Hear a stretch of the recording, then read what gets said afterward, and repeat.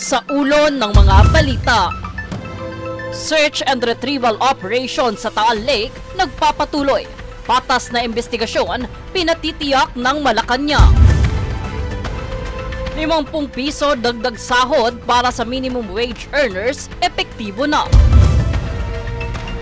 Isang babaeng Muslim tinanghal bilang unang babaeng pilotong Muslim ng Philippine Air Force. Senator Raffy Tulfo, pabor na matuloy ang impeachment trial laban kay BP Sara. Panukalang Parents Welfare Act isinusulong sa Senado. Pilipinas nominado sa 3 kategorya ng Wanderlust Travel Awards. Patas at pantay na balita, komprehensibong ulat para sa pulso ng masa. Ito ang News Force.